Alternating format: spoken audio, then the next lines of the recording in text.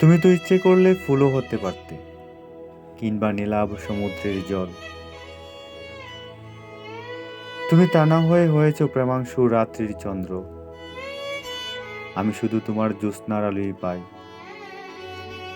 তোমার অনুভব কখনোই পাই না। তুমি যদি ফুল হতে, তোমার সুবাসে ভরে নিতাম আমার মন। তুমি যদি সমুদ্র হতে, তোমার অতল ঢেউয়ে ভাসাতাম আমার আত্মা। তোমাকে বুঝিবার জন্য স্পিংসের ডানা কাটলাম, অগ্নিদগ্ধে পোড়ালাম লালন্দ বিহার।